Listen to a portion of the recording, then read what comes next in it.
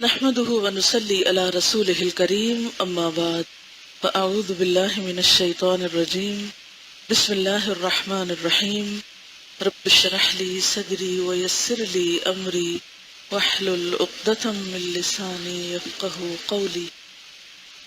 آپ سب کو بہت مبارک ہو، آپ کی سورۃ البقرہ مکمل ہوئی۔ سورۃ البقرہ کو نبی صلی اللہ علیہ وسلم نے قرآن پاک کی کوہان قرار دیا، اس کا بلند ترین حصہ، سب سے طویل سورت ہے، اور اس کی کیا فضیلت بتائی گئی۔ آپ صلی اللہ علیہ وسلم نے فرمایا کہ یہ دو چمکنے والی صورتیں زہراوین جو ہیں، ان کو پڑھا کرو کیونکہ قیامت کے دن یہ اپنے پڑھنے والوں کے لیے سایہ کریں گی۔ ایک روایت میں پرندوں کے جھنڈ کی شکل میں، اور ایک روایت میں بادلوں کی طرح، یعنی چھتری کی طرح، اور اس گھر میں شیطان داخل نہیں ہوتا جس میں سورۃ البقرہ پڑھی جائے۔ اور ایک جگہ پر آپ نے یہ بھی فرمایا کہ میں تم میں سے کسی کو ٹانگ پہ ٹانگ رکھے ہوئے نہ دیکھوں کہ وہ یعنی لغویات میں پڑا ہوا ہے یا فضول باتیں کر رہا ہے، بلکہ اسے چاہیے کہ وہ سورۃ البقرہ پڑھے، یعنی اس کی بجائے سورۃ البقرہ پڑھنا چاہیے اس کو۔ حدیث کا مفہوم اس طرح ہے، یعنی آپ صلی اللہ علیہ وسلم کو حیرت ہوتی تھی اس شخص پر کہ جو فارغ بیٹھ جائے، ٹانگ پہ ٹانگ رکھ کے بیٹھنے کا مطلب کیا، بہت ریلیکس بیٹھا ہوا بے فکر غفلت میں، اور وہ قرآن نہیں پڑھ رہا، اور قرآن میں سے بھی خاص طور پر سورۃ البقرہ۔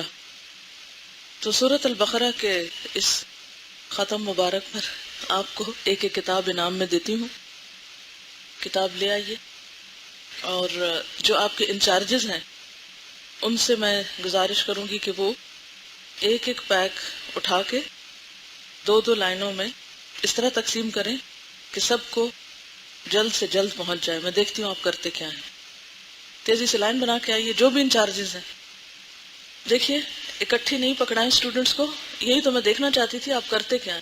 آج آپ سب کا امتحان ہے۔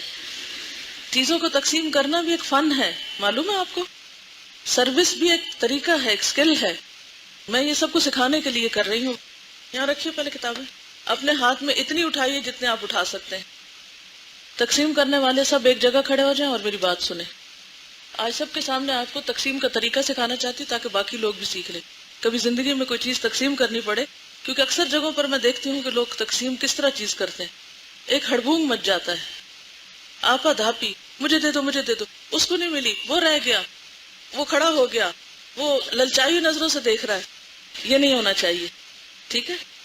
اچھا، بعض لوگ کیا کرتے ہیں، تقسیم کرتے وقت اتنا بوجھ اٹھا لیتے ہیں کہ آدھا گرا دیتے ہیں۔ تو کیا کریں گے آپ؟ بہتر طریقہ کیا ہے، سب رکھیں ایک جگہ اور خود نیچے کھڑے ہو جائیے۔ آپ بھی سب نیچے لائن بنا کے کھڑے ہو جائیے، ان کو کناروں پر رکھیے۔ چلیے اب آپ لائن بنائیں، پہلے آپ کی لائن نہیں ہے۔ جس قوم میں ترتیب نہ ہو، لائن نہ ہو، وہ کبھی بھی صحیح کام نہیں کر سکتی۔ شابش، اب کتابوں کی بھی ترتیب ہو گئی، ادھر بھی اور ادھر بھی، اور یہ بھی لائنوں میں کھڑے ہو گئے۔ اچھا، اب کیا کریں گے؟ نمبر 1، اتنا بنڈل اٹھا کے وہاں کارنر پہ کھڑے۔ ابھی ٹھہر جائیے، میں تو ابھی طریقہ بتا رہی ہوں۔ انسٹرکشنز کو سننا بغور اور پھر فالو کرنا یہ بے حد ضروری ہوتا ہے۔ اچھا، طریقہ کار کیا ہوگا؟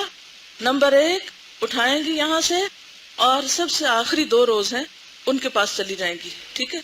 اس کی 2 روز سے چھوڑ کر اگلا نمبر اٹھا کے وہاں کھڑا ہو جائے گا، اس کے بعد 2 اور 2 اور 2، اسی طرح ادھر بھی ادھر بھی ادھر بھی۔ آپ لوگ ان کو تقسیم کریں گے، آپ لوگ ان کو تقسیم کریں گے۔ طریقہ کار کیا ہوگا؟ پہلی لڑکی جو ہوگی وہ کتاب لے گی اور اگلی کو دے دے گی، اگلی کو، یعنی یوں پاس، آپ نہیں گھومے گی، کتاب گھومے گی، اور ہر ایک کے ہاتھ لگیں گے۔ اس طرح سب کو ثواب بھی ملے گا۔ اور ایک اور بات، یہ ویسے تو ہم نمبر گن کے لائیں اسٹوڈنٹس اور ان کی انچارجز کے لیے جتنا ہے، لیکن ہو سکتا ہے کچھ ایکا دوکا کم ہو جائے، تو ایسے موقع پر جب کوئی چیز دی جا رہی ہو، سب سے پہلے اپنے دل سے لالچ نکال دیں اور اپنے اوپر دوسروں کو ترجیح دیں۔ اپنے دل میں یہ نہیں رکھنا مجھے ملی کہ نہیں، کیا ہو میرے ساتھی کو ملی کہ نہیں، ٹھیک ہے؟ اور اگر کم ہو جائے تو آپ لوگوں کا فرض ہے کہ غور سے دیکھیں کس کے ہاتھ میں نہیں ہے۔ چلیے اب پریکٹس کرتے ہیں، پھر دیکھتے ہیں میری بات کتنی سمجھ میں۔ چلیے بسم اللہ الرحمن الرحیم۔ اور باقی لوگ کیا کریں گے؟ منہ دیکھیں گے، کیا پڑھیں گے؟ تکبیرات پڑھیں گے، اور کیا ہو سکتا ہے مثلا؟ ذکر کون سا؟ بلند آواز سے دل میں، ہر وقت آوازیں نہیں بلند کرتے رہا کریں دل میں، کیونکہ ہم بعض اوقات جب کوئی کر رہا ہوتا ہے تو سنے سنائے میں شروع ہو جاتے ہیں، جب کوئی کام ہمیں اکیلے کرنا پڑتا ہے تو ہم بیٹھ جاتے ہیں. اچھا، کچھ لوگ وہ پیچھے بھی ہیں، تو جو پیچھے ہیں ان کو بعد میں ملیں گی سب سے، کیونکہ پیچھے والے ہوتے ہیں. چلیے شروع کریے. بسم اللہ الرحمن الرحیم. باقی لوگ ذکر کریں اور دیکھتے ہیں یہ لوگ کیا کرتے ہیں. ہاتھ تھوڑا سا تیز رہنا چاہیے. چلیے اب آپ لوگ سکون کا ٹھنڈا سانس لیجیے اور ریلیکس ہو کے بیٹھ جائیے. تھوڑا سا میں اس کتاب پہ بات کروں گی، پھر ہم اپنا روٹین کا کریں گے کام. اچھا، بیسیکلی ہوا یہ تھا کہ کسی نے میری کیسٹ سنی تھی والدین ہماری جنت، تو انہوں نے کانٹیکٹ کیا کہ ہم اس کو چھاپنا چاہتے ہیں. تو میں بہت ریلیکٹنٹ تھی کہ یہ تو لیکچر ہے اور بولنے اور لکھنے میں بہت فرق ہوتا ہے، تو یہ لکھنے کا انداز نہیں ہے. لیکن بہت زیادہ انسسٹ کیا انہوں نے کہ نہیں آپ اجازت دے دیں، ہم نے چھاپنا ہی چھاپنا ہے. اور مجھے یہ خوف ہوا کہ اگر میں نے اجازت نہ دی تو پھر وہ جو جی چاہیں گے کریں گے، تو اس لیے بہتر ہے کہ ان کو پراپر طریقے سے. تو میں نے کہا کہ آپ ٹائپ کر کے مجھے بھجوا دیں. انہوں نے ٹائپ کر کے بھجوایا، پھر اس کو پروف ریڈ وغیرہ کیا اور تھوڑی سی اس کی نوک پلک سنواری اور اس کو پھر چھاپ دیا گیا. اور یہ انہوں نے چھاپ کے فی سبیل اللہ اس کو تقسیم کیا ہے. اور اس کو اگر آپ اگین کسی جگہ پر لیکچر کے طور پہ لیکچر دینا چاہیں تو آپ کو احادیث اور آیات وغیرہ صحیح ترجمے کے ساتھ اس میں مل جائیں گی. اور سب سے بڑی بات ہے کہ صرف یہ کتاب لیکچر دینے کے لیے نہیں بلکہ خود عمل کرنے کے لیے بھی ہے. تو ایسی صورت میں آپ کو ایک ریمائنڈر بھی ہوگا. اور چونکہ یہ ٹاپک پہلے پارے میں سورۃ البقرہ میں کور ہوا تھا، آپ کو معلوم ہوگا. عام طور پر ہم جب سورۃ البقرہ ختم ہوتی ہے تو کوئی مٹھائی وغیرہ یا کوئی چیز دیتے ہیں، تو میرا خیال ہے ہوا خیر مما یجمعون، مٹھائی سے بہتر ہے کہ انسان کوئی علمی کتاب یا کوئی ایسی چیز پڑھے. ٹھیک ہے، تو تھوڑا سا میں بتا دیتی ہوں آپ کو شروع میں. تو اس کا یہ مقدمہ ہے، اور اس کے بعد والدین کے جو حقوق ہیں ان کے بارے میں بات ہے. اور اس میں اللہ تعالیٰ فرماتے ہیں کہ وَبِالْوَالِدَيْنِ إِحْسَانًا، اور احسان کس طرح؟ سب سے پہلے والدین کی شکر گزاری، پھر اس کے بعد شکایتوں سے پرہیز یا شکووں سے پرہیز، پھر والدین کو خوش رکھنا، پھر ان کی خدمت کرنا، پھر ان کے ساتھ عاجزی سے پیش آنا، پھر ان کا ادب اور احترام کرنا، پھر ان سے محبت کا اظہار کرنا، پھر ان کے ساتھ گفتگو میں نرمی اختیار کرنا، پھر اسی طرح ان کی اطاعت اور فرما برداری کرنا، پھر اسی طرح ان کے لیے دعا کرنا. پھر ماں کا درجہ جو ہے وہ زیادہ ہے، اس کا الگ سے ذکر ہے. پھر مرنے کے بعد ان کے ساتھ کیسے حسن سلوک کیا جائے، اس میں ان کے لیے جو جو کام کرنے کے ہیں اسے دعائے مغفرت ہے، یا ان کے وعدے پورے کرنا، ان کے دوستوں کا احترام کرنا، اور ان کے لیے صدقہ جاریہ وغیرہ کے کام کرنا. تو والدین کی طرف سے صدقہ خیرات کرتے رہنا چاہیے، چاہے وہ زندہ ہو یا فوت ہو جائیں. اور اسی طرح ان کے رشتہ داروں اور دوستوں سے حسن سلوک، پھر رضائی والدین سے بھی اچھا سلوک، سسرالی والدین سے بھی اچھا سلوک، ستیلے والدین سے بھی اچھا سلوک. پھر چچی جو ہے وہ بھی ماں کی طرح ہوتی ہے اگر اس نے پالا ہو، بعض اوقات بچوں کے والدین فوت ہو جاتے ہیں. اسی طرح دایا کا حق، بعض گھرانوں میں ایسا ہوتا ہے کہ بچپن سے ہی، جیسے عرب معاشرے میں بھی تھا کہ ماؤں کے علاوہ جو دایا وغیرہ ہوتی تھی، انا یا دایا کا کانسیپٹ ہے، تو جو خاتون بچپن میں بچے کی خدمت کرے اس کا بھی ایک حق ہوتا ہے. پھر استاد جو ہیں وہ بھی روحانی والدین ہوتے ہیں، ان کا بھی حق ہے. تو یہ مختصر سا ایک ٹاپک ہے جس میں آپ کو ایک کانسیپٹ دیا گیا کہ والدین کے ساتھ آپ کس طرح اچھا سلوک کر سکتے ہیں. اب اس کتاب کی قیمت یہ ہے کہ ایک تو جنہوں نے یہ چھاپی انہوں نے دعا کی درخواست پیچھے لکھی ہوئی ہے، ان کے لیے آپ دعا کر دیجئے. دوسری بات یہ کہ آپ اپنے چھوٹے بہن بھائیوں کو کوشش کریں کہ اس کتاب میں سے ایک ایک چیز روز تھوڑی سی کسی بھی طرح کہانی کی شکل میں یا واقعے کی شکل میں ان کو بھی بتائیے، تاکہ دوسرے بہن بھائی بھی آپ کے والدین کے فرما بردار ہوں. اور اس کے علاوہ جس تک آپ میسج کنوے کر سکیں. گناہوں کو دھونے والے اعمال کا کچھ حصہ دوبارہ کرتے ہیں. گناہوں کو دھونے والے اعمال میں جہاں ہم نے وضو کے بارے میں پڑھا، نماز کے بارے میں پڑھا، تسبیحات اور اذکار کے بارے میں پڑھا، وہاں نیک لوگوں کی مجلس میں بیٹھنا بھی گناہوں کی بخشش کا ذریعہ بنتا ہے. کبھی آپ نے اس اینگل سے سوچا؟ یعنی کسی اچھی مجلس میں جا کر بیٹھنا جہاں کوئی دین کی بات ہو رہی ہو، اللہ کا ذکر ہو رہا ہو، کوئی قرآن پڑھا جا رہا ہو، تو اس مجلس میں شریک ہونا جو ہے وہ بھی گناہوں کی بخشش کا ذریعہ بنتا ہے. یعنی آپ لوگ جیسے یہاں پر آتے ہیں، قرآن پڑھتے ہیں، تو آپ کے آنے کی غرض کیا ہے؟ کیوں آتے ہیں یہاں؟ کسی دنیا کے مقصد کے لیے تو نہیں آتے، آخرت کے فائدے کے لیے آتے ہیں. ہم سب یہی چاہتے ہیں نا کہ ہماری آخرت سنور جائے. تو ایسی صورت میں جو لوگ بھی خالص نیت کے ساتھ ایسی مجلس میں شریک ہوتے ہیں ان کے لیے تو اجر ہے ہی ہے، لیکن وہ لوگ جو ایسے ہی راہ چلتے ہوئے آ کے بیٹھ جائیں ان کے لیے بھی بے حد فائدہ ہے. نیک لوگوں کی مجلس میں بیٹھ کر ذکر اذکار کرنے سے اللہ تعالیٰ گناہوں کو معاف فرما دیتے ہیں، بلکہ اللہ تعالیٰ ایسے لوگوں سے اس قدر خوش ہوتے ہیں کہ اپنے مقربین فرشتوں سے ان کی مجالس کا حال دریافت فرماتے ہیں اور پھر فرشتوں کو گواہ بنا کر ان لوگوں کے گناہ معاف فرما دیتے ہیں. امام بخاری رحمۃ اللہ علیہ نے اس سلسلے میں ایک لمبی روایت نقل کی ہے. حضرت ابو ہریرہ رضی اللہ عنہ سے روایت ہے کہ رسول اللہ صلی اللہ علیہ وسلم نے فرمایا، اللہ کے کچھ فرشتے ایسے ہیں جو راستوں میں اہل ذکر کو تلاش کرتے ہوئے گھومتے پھرتے رہتے ہیں. جب انہیں ایسے لوگ مل جائیں جو اللہ کا ذکر کر رہے ہوں تو ایک دوسرے کو آوازیں دینے لگتے ہیں. ایک دوسرے کو آوازیں دیتے. کون؟ کیوں دیتے ہیں آوازیں؟ کہ ادھر آؤ تمہارا مطلب حاصل ہو گیا، یعنی اللہ کی یاد کرنے والے مل گئے. تو فرشتے کس کو ڈھونڈتے ہیں؟ مل جل کر اللہ کی یاد اختیار کرنے والوں کو. آپ صلی اللہ علیہ وسلم نے فرمایا، سو وہ انہیں اپنے پروں کے ساتھ آسمان دنیا تک گھیر لیتے ہیں. اسی لیے آپ نے دیکھا ہوگا کہ ایسی محفلوں پر ایک خاص قسم کا پیس اور ایک سکون اور اطمینان ہوتا ہے. ہماری وہ کیفیت جو قرآن کی مجلس میں ہوتی ہے وہ اس سے مختلف ہوتی ہے جو باہر ہوتی.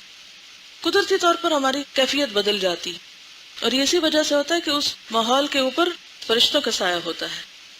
تو اللہ تعالیٰ ان سے پوچھتے ہیں، حالانکہ وہ ان سے زیادہ ہر ایک بات کو جانتے ہیں، یعنی فرشتوں سے زیادہ اللہ تعالیٰ خود جانتے ہیں، لیکن پیار سے ان کا ذکر کر کے پوچھتے ہیں، میرے بندے کیا کہتے ہیں؟ فرشتے کہتے ہیں، تیری پاکیزگی، تیری بڑائی، تیری تعریف اور تیری بزرگی بیان کر رہے ہیں. آپ نے فرمایا، اللہ تعالیٰ فرماتا ہے، کیا انہوں نے مجھے دیکھا ہے؟ وہ کہتے ہیں، قسم ہے تیری ذات پاک کی، انہوں نے تجھ کو نہیں دیکھا. اس وقت اللہ تعالیٰ فرماتا ہے، اگر وہ مجھ کو دیکھ لیں تو کیا حال ہو؟ فرشتے کہتے ہیں، پھر تو اس سے بھی زیادہ تیری عبادت کرتے، تیری بڑائی بیان کرتے، تیری تسبیح کرتے. اللہ تعالیٰ فرماتا ہے، تو وہ مجھ سے کیا مانگتے ہیں؟ فرشتے کہتے ہیں، وہ جنت کا سوال کرتے ہیں. اللہ تعالیٰ فرماتے ہیں، کیا انہوں نے جنت کو دیکھا ہے؟ فرشتے عرض کرتے ہیں، قسم تیری ذات کی، انہوں نے جنت نہیں دیکھی. اللہ تعالیٰ فرماتے ہیں، اگر وہ جنت دیکھ لیتے تو کیا ہوتا؟ وہ کہتے ہیں، اگر وہ اسے دیکھ لیں تو اس سے زیادہ اس کی حرص کریں، اس سے بڑھ کر اس کی طلب کریں اور اس سے زیادہ اس میں رغبت کریں. فرمایا، تو وہ کس چیز سے پناہ مانگتے ہیں؟ فرشتے کہتے ہیں، آگ سے. فرمایا، کیا انہوں نے اسے دیکھا ہے؟ وہ کہتے ہیں، نہیں. تیری ذات اقدس کی قسم، انہوں نے اسے دیکھا نہیں. فرمایا، اگر وہ اسے دیکھ لیں تو کیا حال ہو؟ فرشتے کہتے ہیں، اگر وہ اسے دیکھ لیں تو اس سے اور زیادہ بھاگیں اور اس سے اور زیادہ ڈریں. اللہ تعالیٰ فرماتے ہیں، تو میں تمہیں گواہ بناتا ہوں کہ میں نے انہیں بخش دیا. ایک فرشتہ کہتا ہے، اے رب تعالیٰ، ان یاد کرنے والے بندوں میں ایک شخص کسی کام کے لیے وہاں آ کر بیٹھ گیا تھا. اسے کوئی کام تھا، مثلاً اسے اس مجلس میں بیٹھے ہوئے کسی شخص سے کوئی کام تھا، یا وہ ایسے ہی گزر رہا تھا تو وہاں آ کے بیٹھ گیا. وہ وہاں کسی کام کے لیے آ کے بیٹھ گیا، وہ ان لوگوں میں شریک نہیں تھا، ویسے پاس بیٹھ کے سن رہا تھا. اللہ تعالیٰ فرماتے ہیں، یہ ایسے بندے ہیں جن کے پاس بیٹھنے والا بھی بد نصیب نہیں ہوگا، اس کو بھی اس میں سے حصہ ملتا ہے. اس سے کیا بات پتہ چلتی ہے؟ ہر مجلس کا ایک اثر ہوتا ہے. آپ برے لوگوں میں بیٹھیں تو اس کا رنگ آپ پہ چڑھے گا، آپ اچھی مجلس میں بیٹھیں تو اس کا رنگ آپ پہ چڑھے گا. دونوں طرح کی مجالس کے اپنے اپنے اثرات ہوتے ہیں. تو اچھی مجلس کے اثرات نہ صرف یہ کہ دنیا میں انسان پر اچھے پڑتے ہیں، بلکہ آخرت کے انجام کے اعتبار سے انسان کے لیے بے حد فائدہ مند ہے. اب جیسے کچھ لوگ تو یہاں پر رجسٹرڈ اسٹوڈنٹس ہیں اور کچھ لوگ ایز اے لسنر آ کے بیٹھ جاتے ہیں، یا ویسے ہی کسی کام سے آتے ہیں تو انہیں پتہ چلتا وہ نیچے کلاس ہو رہی تو کہتے ہیں اچھا چلو ہم بھی سن لیتے ہیں جا کے. وہ رجسٹرڈ نہیں ہے لیکن ویسے ہی سننے آ جاتے ہیں اور خوب توجہ سے سنتے ہیں. اور پھر جو بھی وہاں بیٹھتا ہے کسی نہ کسی طرح فائدہ ضرور پہنچتا ہے. آپ ریگولر اسٹوڈنٹس میں سے کوئی ایسا ہے جو پہلے کبھی ایز اے لسنر آیا ہو یہاں؟ اچھا، تو کیا ہوا تھا آگے؟ ہاں آپ بتائیے. یہ کہتے ہیں یہ اپنی بہن کے ساتھ آئی تھی اور انہوں نے کسی سے ملنا تھا، اور یہ کسی ارادے اور نیت سے یہاں نہیں آئی تھی، اور جب آ کے انہوں نے یہ سارا ماحول دیکھا تو ان کو اتنا اٹریکٹ کیا کہ انہوں نے اس وقت تہیہ کر لیا کہ یہ بھی یہاں داخل ہوں گی. اب آپ دیکھیے وہ ایک جھلک کہاں پہنچایا اس نے ان کو؟ کلاس تک کہ اب ریگولر قرآن پڑھنی ہے. اب جو قرآن پڑھ لیں گی تو پھر اس کے بعد کیا ہوگا؟ چین سے تھوڑی بیٹھیں گی. قرآن آرام تو نہیں کرنے دیتا، وہ تو قبر میں جا کے آرام کرواتا ہے. پھر انسان کی اور ہرس بڑھتی ہے. وہ کہتے ہیں نا کہ اس سے سیر نہیں ہوتے علماء، یعنی سیکھنے والے یا جان لینے والے بھی دل نہیں بھرتا کبھی اس سے کہ ہاں بس بہت ہو گیا، آپ کافی پڑھ لیا ہے. اور کوئی جو ایسے ہی آیا ہو کبھی؟ ہاں آپ بتائیے. یہ کہتے ہیں کہ اپنے کسی رشتے دار کو ملنے کے لیے گئی تو وہ ان کو آگے لے گئی کلاس میں، اور پھر یہ بھی پڑھنے پہنچ گئی. ہاں آپ پیچھے سے کچھ کہہ رہے ہیں. یہ بھی سمر کورس میں ایز اے لسنر آئی تھی. ہاں آپ کہتے ہیں کہ جس دن آپ کی بیٹی کا یہاں نکاح تھا تو ان کو کسی نے کہا آپ بھی آ جانا، تو یہ آ گئی، اور پھر نہ صرف خود آئی، امی اور بہن بھی آ گئی. جی آپ کیا کہتی ہیں؟ یہ کہتی ہیں کہ یہ بھی اپنی کسی دوست کے ساتھ آئی تھی اور وہ ری ٹیسٹ دینے آئی تھی، اور اس کے بعد وہ نیچے کلاس میں آ کے بیٹھ گئی اور سورت نور چل رہی تھی تو ان کو اچھا لگا، اور انہی دنوں یہاں پر نئے ایڈمیشن ہو رہے تھے تو انہوں نے ایڈمیشن لے لیا. تو اس سے کیا بات پتہ چلتی ہے کہ ایسی مجلسوں میں جانا بیسیکلی نیکی کی طرف رغبت دلاتا ہے انسان کو. کچھ لوگ تو اپنے کورس میں بیٹھے ہوئے نا، اور کچھ لوگ صرف دیکھ رہے ہیں، وہ اس میں ہے نہیں، اور وہ پورے مائنڈ اور ہارٹ کے ساتھ بھی بعض اوقات نہیں ہوتے اس میں، لیکن جب ان کو اس سے کچھ فائدہ پہنچتا ہے تو ان کے لیے ایک نیکی کا دروازہ کھل جاتا ہے. اور جب اس طریقے سے انسان کو اللہ تعالیٰ کا قرب حاصل ہوتا ہے تو یہ ایک چراغ ہے جس سے چراغ پھر جلتا چلا جاتا ہے. اس بات سے ایک اور بات پتہ چلتی ہے، جس کے دل میں نیکی کی طلب ہو اللہ تعالیٰ اس کے لیے راستہ آسان کر دیتا. تبلیغ کا اور لوگوں کو اللہ سے جوڑنے کا ایک بہترین طریقہ ہے یہ. تبلیغ کے طریقے ہوتے ہیں نا، ابھی آپ دعویٰ کے طریقے پڑھیں گے، کس طرح لوگوں کو اللہ سے جوڑیں. ہمارے دل میں ہوتا ہے نا ہر ایک کی خیر خواہی ہو، جو ہم نے لطف اٹھایا قرآن سے وہ ہر ایک اٹھائے.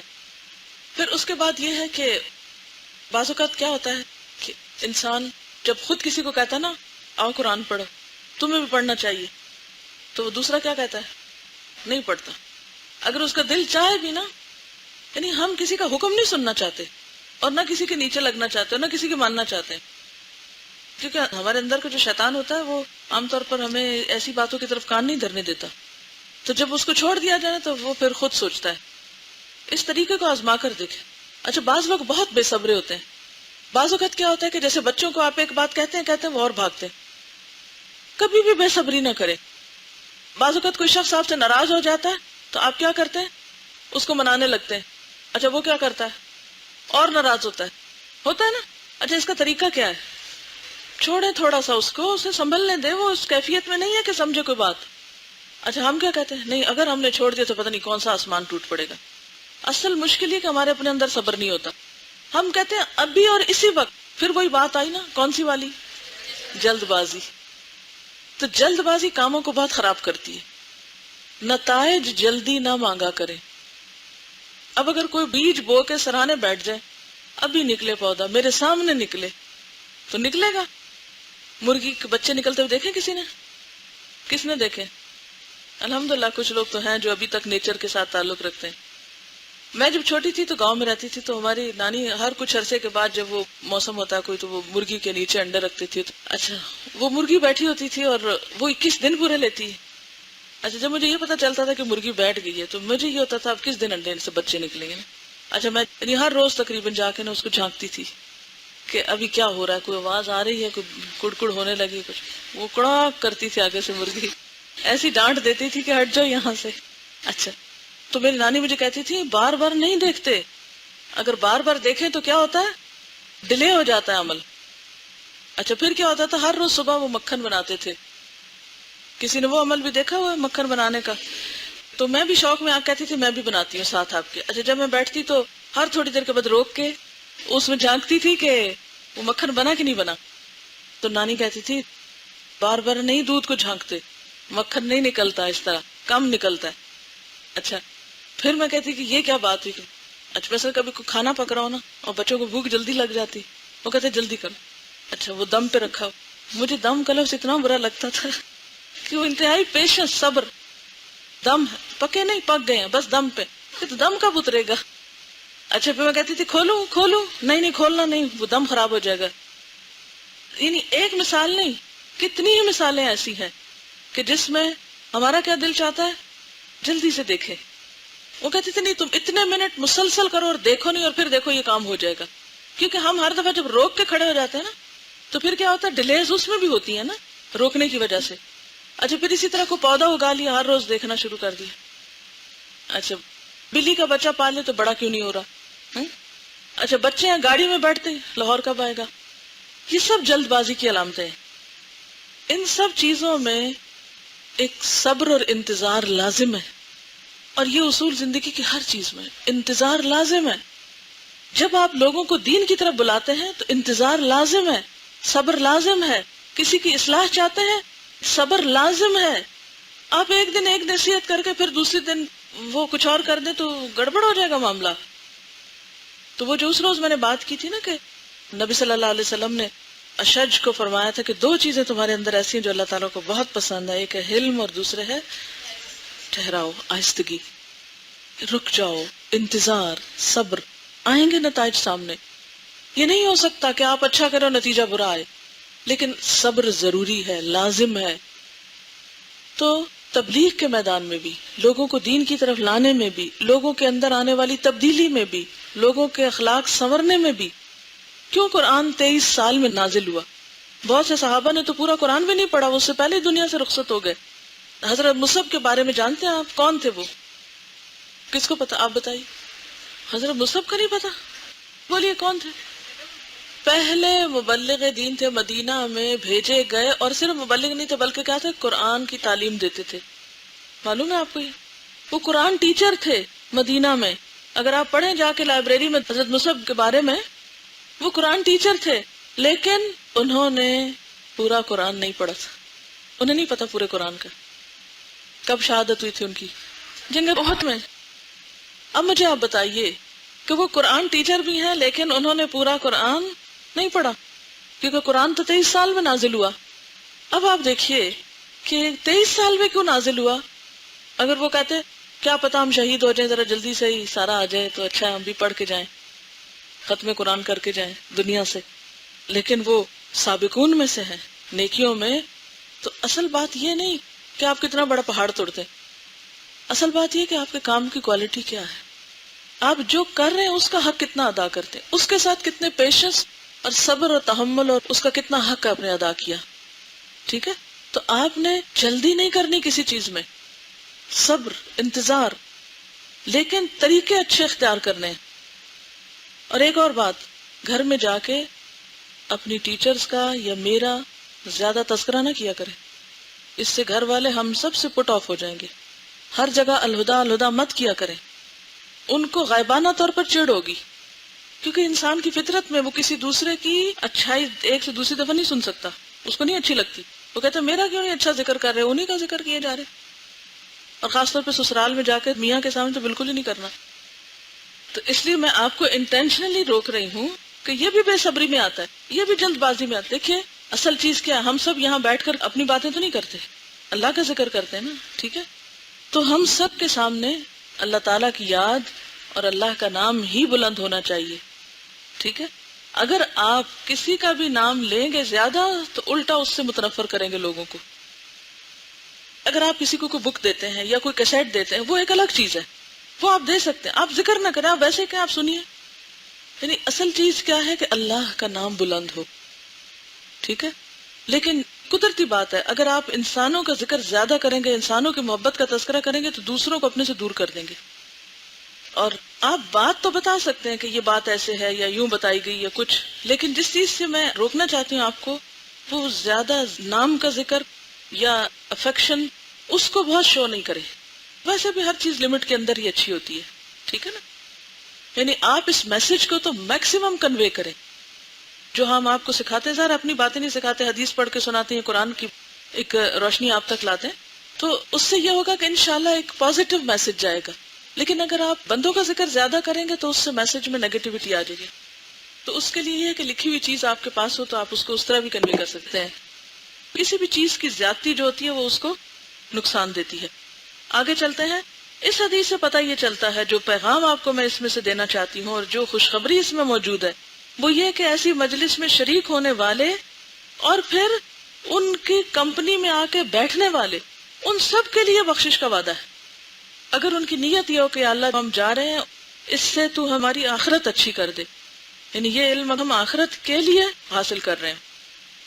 اب بندوں پہ ہے کہ وہ بھی کچھ وقت نکالیں کہ کچھ کر کے دکھائیں تاکہ انہیں معاف کر دیا جائے. ہاں، اگلی حدیث ہے عن ابی ہریرہ رضی اللہ عنہ قال قال رسول اللہ صلی اللہ علیہ وسلم ما جلس قوم مجلسا يذكرون الله فيه الا حفتهم الملائکۃ وغشیتهم الرحمۃ وذکرهم اللہ فی من عنده.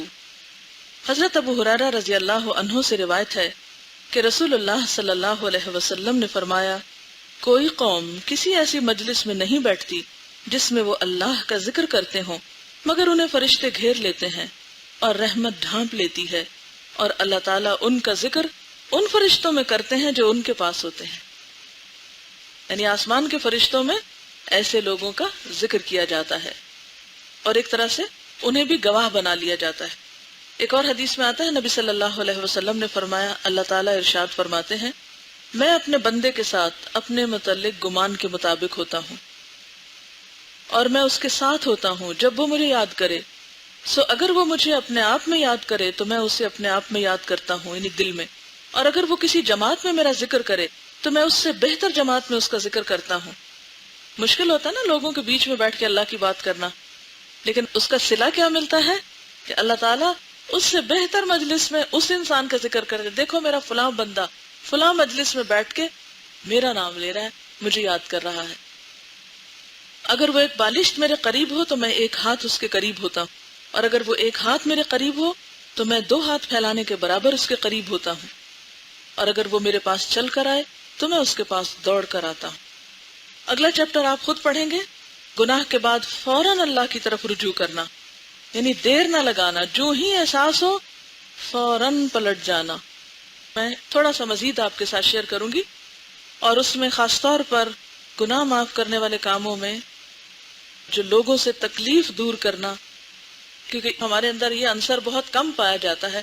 عموماً ہم دوسروں کے لیے اذیت کا سبب بن جاتے ہیں، تو ہمیں اس کو ریورس کرنا ہے، بلکہ کسی کو تکلیف پہنچ رہی ہو تو اس کی تکلیف ہٹانا ہے. تو جو کسی کی تکلیف دور کرے گا اللہ تعالیٰ اس کی بخشش فرما دے گا. تو ہمیں پھر اس کو پریکٹس بھی کرنا ہے کہ کون کس تکلیف میں ہے، کیسے اس کی تکلیف دور کی جائے، کون پریشان ہے، کون ضرورت مند ہے، کون بھوکا ہے، کون کیا کر رہا ہے. تو انشاءاللہ العزیز منڈے کو اس کے بارے میں بات کریں گے. سبحانک اللہم و بحمدک، نشہد ان لا الہ الا انت، نستغفرک و نتوب الیک. والسلام علیکم ورحمۃ اللہ وبرکاتہ.